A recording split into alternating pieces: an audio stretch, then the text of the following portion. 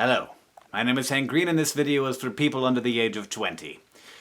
Also for everybody else, but specifically for people under the age of 20 because when I was 12 years old in 1992, before you were born, a song came out on the radio. It was a silly song about butts, about big butts specifically, and apparently there was some really significant pent-up demand for more appreciation for big butts. Because the song went like, wow, to #1, and then stayed there, and became everywhere, to the point where everyone in America who is my age knows what number to call to kick them nasty thoughts. Of course, 1-900-MIX-A-LOT being the answer. You, if you're under 20, you probably know of this song, but you may not have the same sort of cultural saturation that I do. You might not even know what a 1-900 number is, and you can look that one up on the Googles if you want. But because of that cultural saturation, the amount that I had been exposed to Baby Got Back, and become quite sick of it, especially hearing it at karaoke bars, when Jonathan Coulton came out with his version of Baby Got Back, converting it from a funny, pretty intense rap song about big butts to a sweet, folky, banjo-y love song about big butts. A love song to all big butts in the world.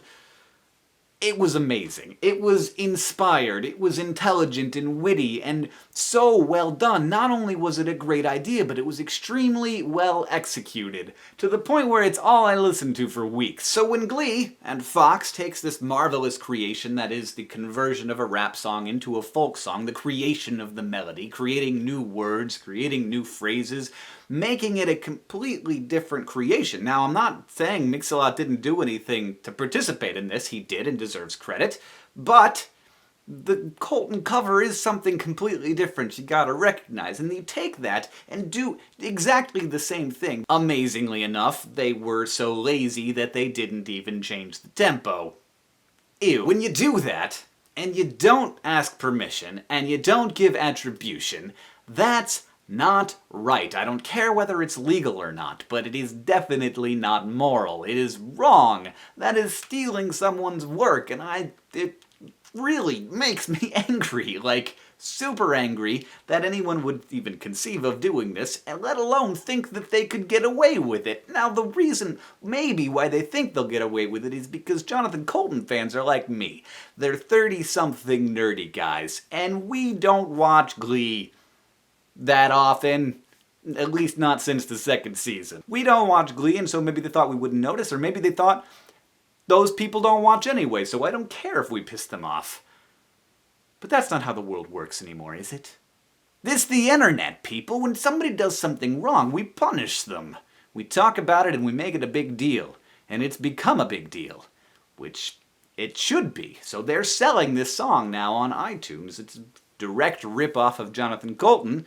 And of course, they have never even acknowledged the existence of Jonathan Coulton. And so there are things you can do. You can stop watching Glee, because you know it started to suck in the second season anyway. And also, you can buy Jonathan Coulton's cover of the Glee cover of his cover of Sir Mix-A-Lot's song Baby Got Back.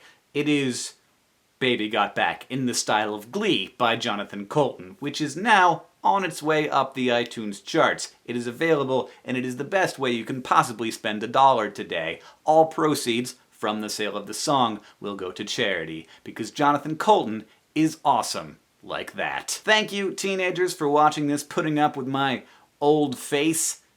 I think you're great, and I don't hate you if you like Glee. It's no big deal. But when somebody does something wrong, even when you like them, you gotta let them know. That's how friendships work. And that's how relationships between content creators and their audiences should work. So let's give them what for, etc. Goodbye.